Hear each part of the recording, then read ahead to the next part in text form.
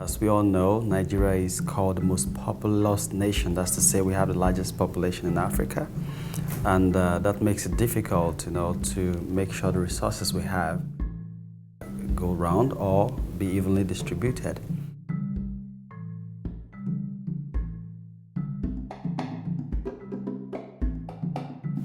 I'm talking about equity in Nigeria. We're talking about how the energy situation in Canada affects Nigeria. And personally, I'm talking about poverty, rural poverty, and sustainable development.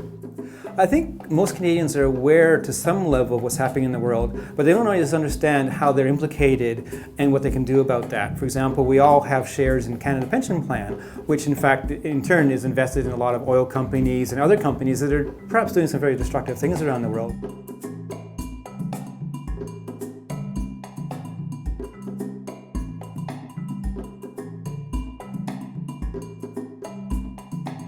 Canadian investment overseas, where those Canadian companies are asking for export development credits or other kinds of Canadian financial assistance, they'll have to show that they're not actually impacting negatively on the environment and human rights. It's one way that at least Canadian money isn't being used to fund the violation of human rights and destruction of the environment elsewhere in the world. So I would encourage you to talk to your MP about supporting that bill, Bill C-300. Think globally, act locally. How would it be like if the peak oil theory is true, that oil will run out at a particular time in our lifetime? Formerly we used to think, well, we'll die before all these problems will occur, but funny enough, it's meeting us even in our lifetime. We can't run from it. We are the 7th largest producer of oil in the world. Actually, we used to be the 6th, but it has dropped because of the problems in the Niger Delta. Whenever there's a problem in that region, when the militants blow up pipelines and Shell do not produce the global oil production, it affects the global oil price. And then, it caused a lot of problem in the global market. We often think of many of these countries as being a very long distance away, but really the issues are very similar. The issues of extraction of natural resources, we have those issues right here in Canada as well. We all know that oil is in a global pool. Whatever oil has been extracted from wherever in the world goes into a global pool. If you ask me, it doesn't mean anything to me. Even if you are the #1 largest producer of oil in the world, what is the dividend? What am I enjoying in it? There's a lot that has been taken out of Nigeria, by the oil companies, and there's so little or nothing actually going back to the places where the oil is actually found. We still have a lot of problem with poverty, and Nigeria ranks among the 20 poorest countries in the world. And 70% of Nigerian population, 140 million, live below $1 per day. And 70% of the rural population live in extreme poverty.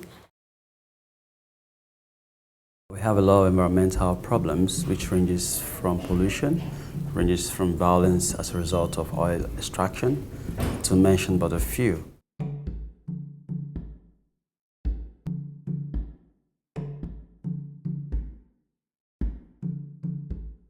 We visited one community in the Niger Delta, and there was this big gas flaring pit.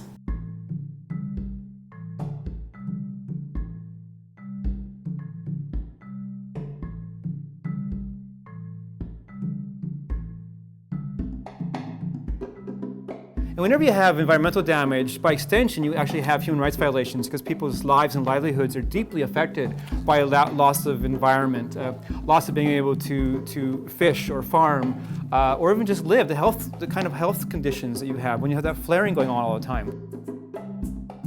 So the challenge is, what are you going to do? How is your lifestyle? How is your way of living affecting other people?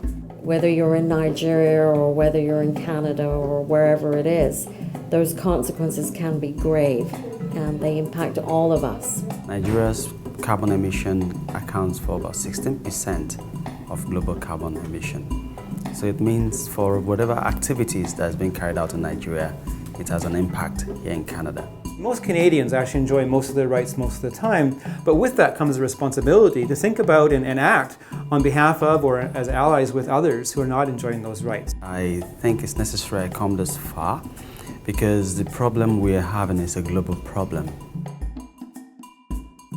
If you don't have access to energy, you don't have, you're completely cut out from everything. You can't do business, you can live sustainably.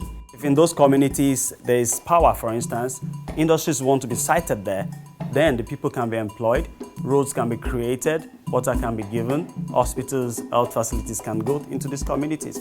As much as possible, we need to live sustainably. We will try to live sustainably, but you also need to live sustainably. If we preach this news, we believe it will spread faster than even wildfire. I want them to have a global picture, to think beyond where they are, to think beyond their families, to become less egocentric and to move towards being world-centric. We can actually narrow down the activities that happen, internationally to the local communities by involving the local policymakers. If we don't look at the communities, we don't develop those communities, then there's no way we can eradicate poverty. Basically, what we need to do as consumers is to change our consumption patterns. We believe we don't have much access because of the global demand for oil, because demand actually drives supply, and supply also drives the price. So we believe if the demand keeps increasing, there will be need to increase the supply, and so the pressure will be put on the oil in Nigeria. So that's why we believe that as we're here today, you, as much as possible, try to have a rethink on your consumption pattern. The young people are good, in disseminating information. If it could be introduced in the curriculum, that probably once in a year or wherever, however it's going to be made, that a mention of activities, global activities, is being made in classrooms, to the young people. I know that you might be wondering in your mind, what's the connection between Nigeria and Canada? Not much, but there is a very vital connection because we all live under the same one sky. If we want young people to be more engaged, more involved, we need to get out of their way and let them kind of explore what's possible. Get involved with some organizations, go to different events to hear different speakers, learn what they can, and use the means for learning that they want to learn, like the web and going to YouTube and finding some good videos on what's happening in the world.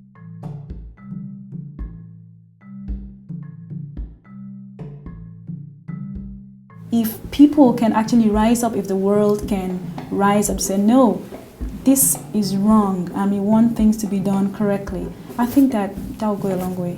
So I think it's growing and there's hope, and there's need to really make these children stand to their feet to say, we deserve a good future, we deserve a sustainable future. Please don't use up all the energy. Leave some for us and our children unborn so that we can have a better life.